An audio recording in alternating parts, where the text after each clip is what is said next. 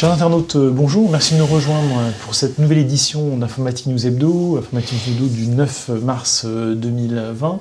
Et pour décrypter et analyser l'actualité de la semaine, je suis, comme chaque semaine, en compagnie de notre rédacteur en chef, Guy Hervier. Bonjour Guy. Bonjour Jean-François. Alors cette semaine, Guy, on commence par de la techno, j'allais dire, pure et dure, et on parle de stockage avec Pure Storage, qui bascule de la totalité de son architecture sur ce qu'on appelle le NVMe, qui est une nouvelle norme de... Enfin, nouvelle, plus une nouvelle que ça, interface entre les SSD et l'operating system, on va dire. C'est une évolution qui est relativement normale. Donc on sait que Pure Storage est un des leaders dans le domaine du stockage SSD, donc mémoire flash. Et donc le problème de ces baies qui sont constituées de mémoire flash, c'est qu'en fait, ils utilisent les anciennes interfaces, les anciens protocoles du style SCSI ou SATA, qui étaient adaptés, qui sont des protocoles série, historiques et qui étaient adaptés pour les disques magnétiques et qui en fait sont réutilisés dans les disques SSD mais qui n'exploitent pas la pleine performance de ces disques-là. Donc je dirais que l'évolution de Pure Storage de mettre sa gamme FlashArray X en 100% NVMe, donc NVMe c'est Non-Volatile Memory Express, c'est quelque chose de relativement standard. Et alors Pure Storage annonce des améliorations de performance pouvant aller, alors on teste sur des applications du type SAP HANA par exemple, qui est très consommateur de mémoire étendue, ou base de données MySQL par exemple, et ils affichent des améliorations de performance de 50%. Donc ce qui est quand même quelque chose de négligeable. Donc l'intérêt aussi c'est que chez Pure Storage a une politique de changement dans ses baies. On peut changer on n'est pas obligé de racheter de nouvelles. Voilà, on peut racheter par composant et donc on va pouvoir intégrer les modules NVMe pour les faire passer, voilà, sans tout changer. Donc c'est une évolution qui sera suivie par tous les fournisseurs de. Je crois qu'on en avait parlé d'ailleurs, il me semble, chez IBM il y a quelques semaines. Exactement.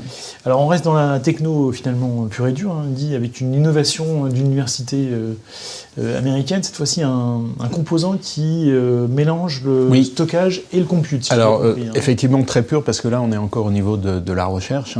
Donc c'est l'université de Purdue dans l'Indiana, qui est une université connue, qui a un budget recherche et développement qui est pas négligeable. Je crois que c'est de l'ordre de 500 millions de dollars, donc c'est quand même pas mal. Dans tous les domaines de recherche. Et donc là, c'est un article qui a été publié dans le magazine Nature Electronics, donc c'est une des déclinations du fameux magazine Nature, où ils annoncent effectivement, comme vous le disiez, la possibilité de combiner à la fois des fonctions de traitement et de stockage sur une même puce, donc un SoC, un system on chip, pas un SoC comme on utilise dans le domaine de la cybersécurité. Donc system on chip, donc c'est une puce qui permettra de faire les deux fonctions.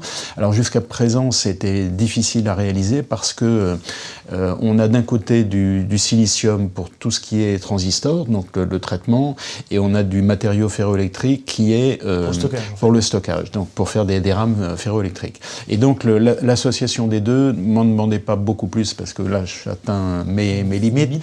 L'association des deux posait des problèmes de compatibilité, et donc là l'idée l'innovation, c'est l'utilisation d'un nouveau matériau qui s'appelle du séléniure-dindium alpha, qui permet en fait, qui finalement a les deux propriétés, c'est-à-dire permet de faire comme si c'était du silicium et du stockage. Donc c'est une avancée intéressante qui va permettre d'aller encore plus loin dans tout ce qui est miniaturisation, bien sûr, sachant qu'on est encore une fois, il faut le répéter, au niveau de la recherche. Donc pour ce que ça arrive, ça dépasse le stade du laboratoire et qu'on arrive au niveau de la production et de l'utilisation dans les systèmes, il y a encore un petit moment, mais en tout cas c'était quelque chose d'intéressant, et on est cette évolution vers la miniaturisation qui finalement n'arrête pas et n'arrêtera pas. Alors Guy, autre sujet de la semaine, c'est plus sociétal cette fois-ci, la problématique de la reconnaissance faciale. avec, j'allais dire, un stop oui. des autorités, enfin des autorités juridiques par rapport aux expérimentations en cours dans le sud de la France. Alors effectivement, on n'est pas en Chine, ça c'est clair, et donc c'est le conseil régional de PACA qui avait lancé une expérimentation dans 2 lycées de Marseille et de Nice pour mettre en place des portiques avec une des fonctions de reconnaissance faciale. Donc la CNIL avait déjà mis un veto à cette expérimentation, et là c'est le tribunal administratif de Marseille qui a confirmé l'avis de la CNIL, qui en fait utilise 2 arguments juridiques. Le premier, c'est l'argument du consentement, c'est-à-dire qu'en gros, les élèves, puisque c'est eux qui sont concernés en priorité, les professeurs bien sûr passent aussi sous les portiques, mais c'est les élèves, ils ont une relation d'autorité vis-à-vis des responsables du lycée, et donc ils ne sont pas en capacité de eux-mêmes ou leurs représentants, c'est-à-dire la plupart du temps les parents, de donner leur consentement, sachant qu'on ne leur a même pas demandé, on a mis ces portiques.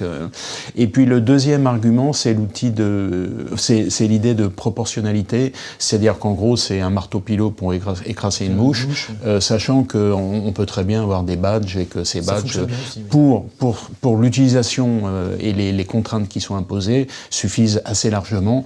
Donc je dirais que ça met un coup d'arrêt. C'est pas évident, c'est un coup d'arrêt, je dirais, momentané. Il est vraisemblable il y a un certain nombre d'initiatives de conseils régionaux, puisque en l'occurrence c'est les lycées dont il s'agit, qui vont pousser peut-être encore cette idée, mais en tout cas pour l'instant c'est un coup d'arrêt momentané. Très bien. Alors on passe cette fois-ci, Guy, à la partie financière, à notre chronique hebdomadaire. Je veux dire, notre rendez-vous financier de la semaine. Alors, d'abord, un rachat. CompuWare, dont on avait reçu PDG Chris O'Malley, oui.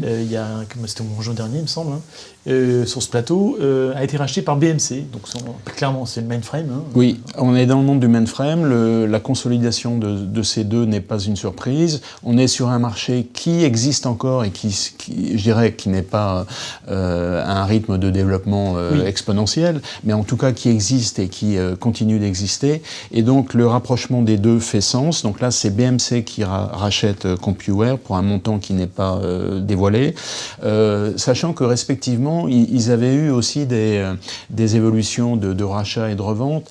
Donc BMC, c'est le nom BMC, c'est le nom des 3 fondateurs qui sont des anciens de la Shell, et c'est une entreprise dont le siège est à Houston, donc c'est normal, on est dans le pétrole, et ça a été fondé dans les années 80, et les années 80, le pétrole, qui dit utilisation de mainframe, donc c'est relativement logique, avait été racheté en 2013 par un fonds d'investissement qui était emmené par Bain Capital, mais il y en avait plein d'autres, et qui est pour près de 7 milliards de dollars, donc un montant substantiel, et qui a été revendu 5 années plus tard au fonds KKR, et valorisé à l'époque pour quelque chose de 10 milliards de dollars.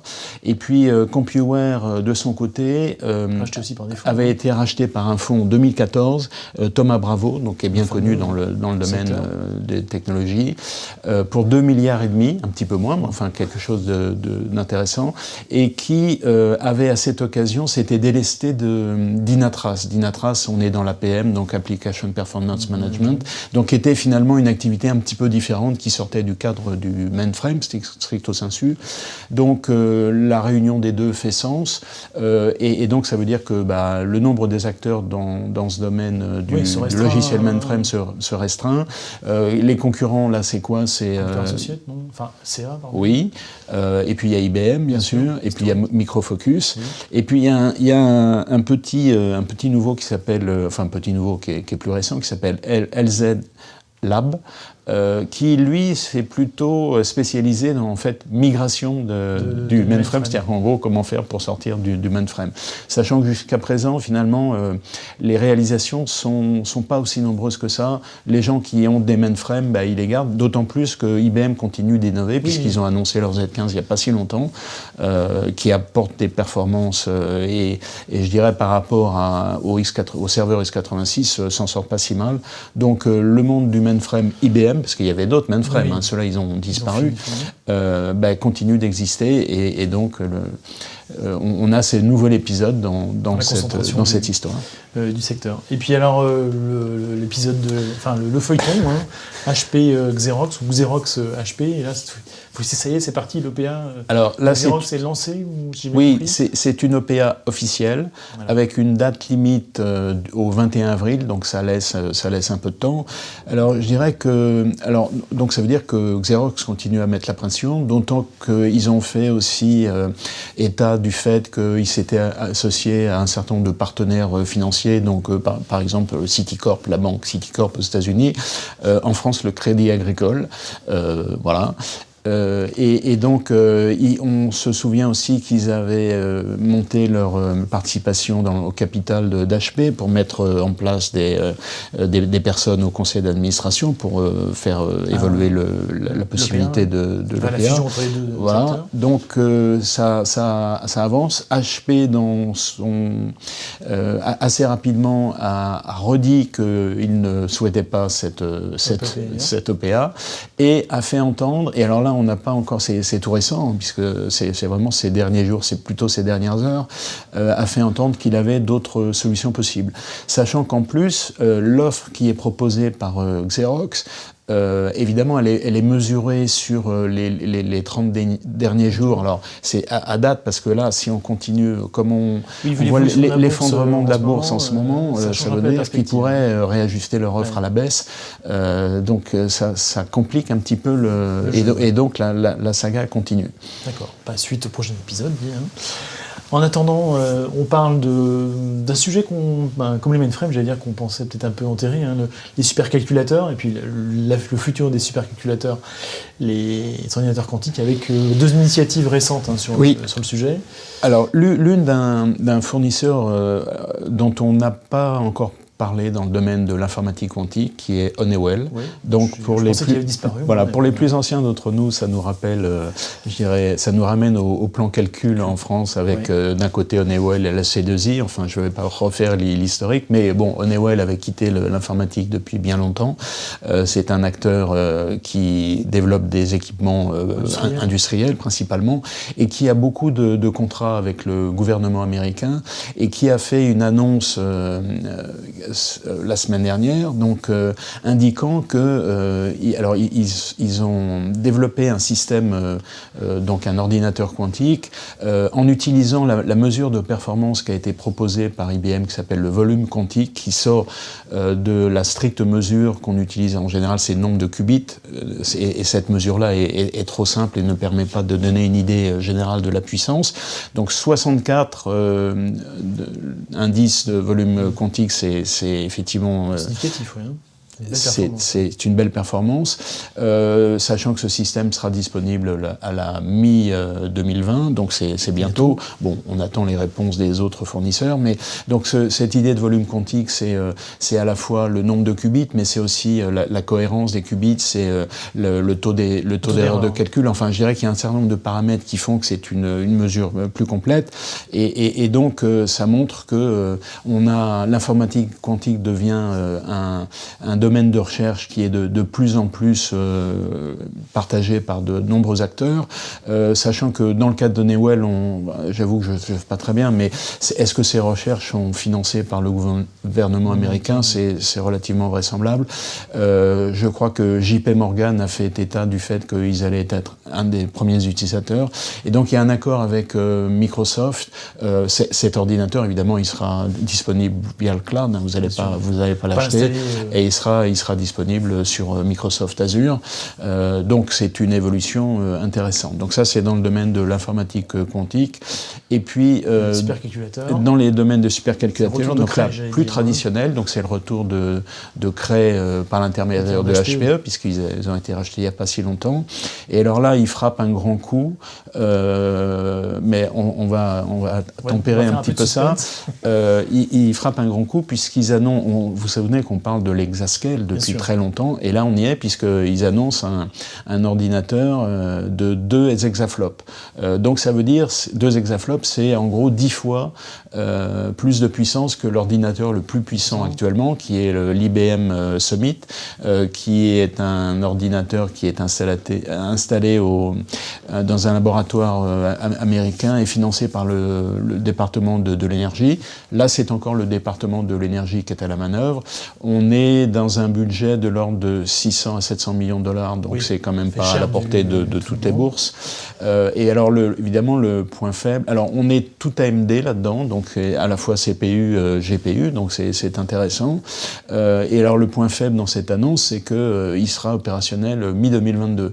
Et donc, je dirais que d'ici là, ça laisse aux autres acteurs, dont les Chinois, dont on n'a pas parlé ces derniers temps, dans le domaine des supercalculateurs, mais ça laisse aux autres acteurs la voie pour faire des annonces qui seront concurrentielles. Donc, je dirais que c'est un effet d'annonce, c'est un ordinateur qui va arriver, mais on voit bien que l'exascale dont on parlait depuis un certain temps, maintenant, il est quasiment à portée de main. Après, c'est aussi une stratégie business d'HPE finalement, hein, qui peut-être sur le marché des serveurs traditionnels est en train de victime de la concurrence, et d'essayer de se dire je vais sur ce marché des supercalculateurs qui est un marché en développement. Hein. Sans doute, mais certainement qui ne suffira pas à remplacer la baisse dans le domaine de l'informatique traditionnelle, l'IT dans les entreprises. Mais oui, il fait bien entendu. D'ailleurs, je suppose que c'était le sens du rachat de Cray, ça c'est clair. Après, Silicon Graphics. Sachant que, comme vous le disiez, les derniers résultats de HPE ne sont pas excellents, quoi. Pareil, suite prochain épisode. Alors ça c'était pour le dossier de la semaine, Guy, pour la suite des semaines à venir. Malheureusement, ça devient un peu compliqué pour cause de coronavirus, et le nombre d'événements dans l'IT est en train d'être décalé quasiment tous les jours. Donc, alors on en avait un certain nombre à l'agenda, et puis ils disparaissent les uns après les autres. Donc vous vous souvenez qu'on avait... Le Mobile World Congress avait été annulé, donc là c'est quand même la grande manifestation février, plus de 100 000 personnes, et donc là en France on est arrivé à l'interdiction des réunions de plus de 5 000 personnes, donc ça restreint quand même considérablement, et donc les salons dont on a pour certains fait des présentations, donc il y a SCTL, il y a Big Data, il y a Cloud, Data Center, tout ça c'est soit annulé, soit reporté, en septembre, comme le marathon de Paris par exemple. Donc je dirais que pour ce type d'événement, il y avait documentation aussi. Tout ça c'est un peu, on ne sait pas ce que ça va donner. Donc on en a profité pour présenter un événement qui est organisé par notre confrère IT for Business. Donc là c'est sur l'automatisation des processus métiers. Donc c'est le fameux RPA dont on parle déjà depuis un certain temps. Et donc ça aura lieu le 25 mars dans le 2e arrondissement. Et comme selon le format relativement traditionnel de notre confrère, c'est à la fois des experts et puis des DSI qui font part de leur expérience. Donc je propose à tous les gens qui étaient censés aller à ces salons, qui se reportent sur cette... Mais pas trop nombreux non plus, parce qu'il ne faut pas dépasser les 5000. Bon, je crois qu'il y a un peu de marge de manœuvre quand même. Merci Guy. Et puis alors, le coup de cœur, coup de gueule de la semaine, Guy, pour conclure notre... entretien de cette semaine. Oui, alors vous vous souvenez qu'on a beaucoup parlé d'ubérisation, c'est le terme qui avait été popularisé par Maurice Lévy de Publicis, et donc ubérisation à tout vent. Dans un premier temps, je dirais que c'était à la fois perçu de manière très très positive, c'était synonyme d'innovation, de développement, de modernisme, et puis au fil du temps, ça a complètement changé de cap pour devenir finalement plutôt la précarité et le retour en arrière. Et là, c'est la Cour de cassation qui, dans un conflit qui opposait un chauffeur qui était employé, qui avait une relation avec Uber, et dont Uber disait qu'il était indépendant, et bien finalement, la Cour de cassation a dit que non, il pouvait être considéré comme un salarié d'Uber, parce qu'il ne fixait pas ses tarifs, parce qu'il n'était pas indépendant, parce qu'en gros, il avait, garantirait toute la panoplie du salarié, des attributs du salarié. Sans les avantages. Sans les avantages, et donc il doit être considéré comme... Et là c'est la Cour de cassation, donc on ne peut pas vraiment aller plus haut. En plus, fait remarquable que la Cour de cassation a traduit ses arrêts en anglais et en espagnol, il me semble. Ah, très bien. Donc ça veut dire qu'il y a une volonté quand même de communiquer avec les confrères européens. Et espérons que les pays européens s'en inspireront assez rapidement, et que ça mettra, je ne veux pas dire que ça mettra un coup d'arrêt, mais en tout cas que ça va normaliser un petit peu les relations, un certain nombre de choses. Qui permettait d'avoir une concurrence homogène entre les différents acteurs de ce marché. Guy, je pense qu'on se conclut là-dessus, et que donc on se retrouve la semaine prochaine pour une nouvelle édition d'Informatique News Hebdo, je vais y arriver. En attendant, très belle semaine à toutes et à tous. Merci.